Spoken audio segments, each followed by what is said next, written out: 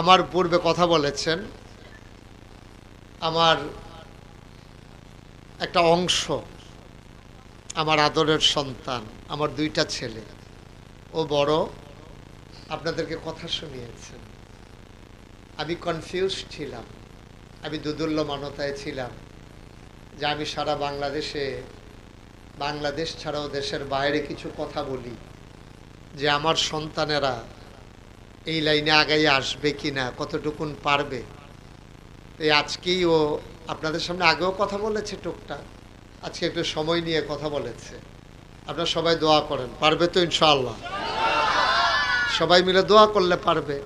মুশতাক ফয়েজি তো আর একদিনে হয় নাই, 35 বছর পরে আজকে মুশতাক ফয়েজি।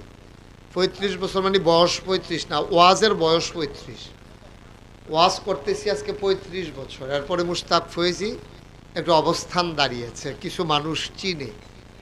এটাই হচ্ছে বাস্তবতা। ইসলামকে নিয়ে বেশি বেশি আলোচনা করতে হবে, যেন মানুষের মধ্যে ইসলামকে নিয়ে তাদের সফট কর্নার তৈরি হয়, ঠিক কিনা? ইসলাম যেন তারা তাদের দৈনন্দিন জীবনে, যারা ইসলাম মানে না তারা যেন ইসলাম মানতে আগ্রহী হয়। এই জন্য আমাদের বেশি বেশি ইসলাম নিয়ে কথা বলতে হবে, ঠিক কিনা? আমাদের যারা আমরা কথা বলবো তাদের সবার প্রথমে কি করতে হবে? নিজেদেরকে আগে শুদ্ধ করতে হবে, নিজেদেরকে আগে ইসলামের বিধিবিধানগুলোর মধ্যে আনতে হবে। আপনি যখনই ইসলামের বিধিবিধানগুলোর মধ্যে আপনি নিজেকে নিয়ে আসবেন, নিজেকে আপনি ইসলামের একটি আয়না হিসেবে মানুষের সামনে প্রদর্শন করতে পারবেন, তখনই কিন্তু মানুষ আপনার প্রতি কি হবে? আগ্রহ সৃষ্টি হবে, ঠিক কিনা?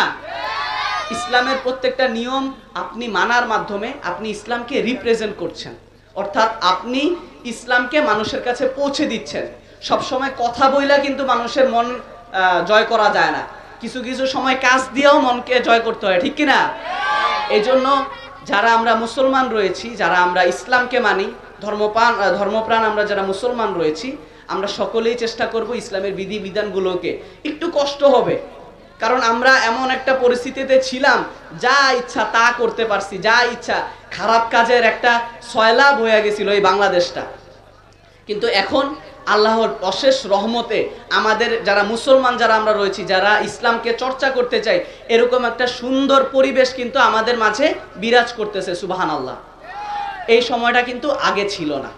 যেহেতু এই সময়টা এখন আসছে, এই সময়টাকে কাজে লাগাইতে হবে। আগে আমাদের অনেক অজুহাত ছিল যে হ্যাঁ আমরা চাইলেও পারি না, দাড়ি রাখতে পারি না, দইরা নিয়ে যায়, ঠিক কিনা? কিন্তু এখন দাড়ি রাখতে কিন্তু কোনো বাধা নাই। এখন যদি দাড়ি না রাখেন তাহলে কিন্তু আসলেই সত্যিকারের গুনাহগার হবেন আপনি। শয়তানের প্ররোচনায় পড়ে আপনি দাড়ি রাখতেছেন না, আপনি কিন্তু এখন কোনো বাহানা দিতে পারবেন না। আপনি 5 ওয়াক্ত নামাজ পড়তে পারবেন এখন, আগে নামাজ পড়তে পারতেন না। নামাজ পড়তে কি সন্দেহের চোখে পড়ে যাইতেন যে নামাজ পড়তেছে ছেলেটা মনে কোনো সংগঠনের সাথে জড়িত, ঠিক কিনা? কিন্তু এখন কিন্তু এই সমস্যা আর নাই।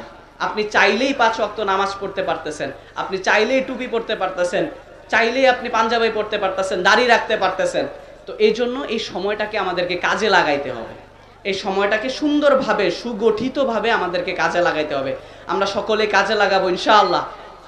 আল্লাহ যেন আমাদের সকলকে ইসলামের প্রত্যেকটি বিধিবিধান মেনে চলার তৌফিক দান করেন। আমাদের দৈনন্দিন জীবনে ইসলামের যে বিধিবিধানগুলো রয়েছে, বিশেষ করে 5 ওয়াক্ত নামাজ, বিশেষ করে ফজর নামাজ, আসরের নামাজ, যে নামাজগুলো মিস হওয়ার সম্ভাবনা বেশি থাকে, এই নামাজগুলো যাতে আমরা সব সময় পড়তে পারি, ইসলামের বিধিবিধানগুলোকে যাতে আমরা সব সময় মানতে পারি।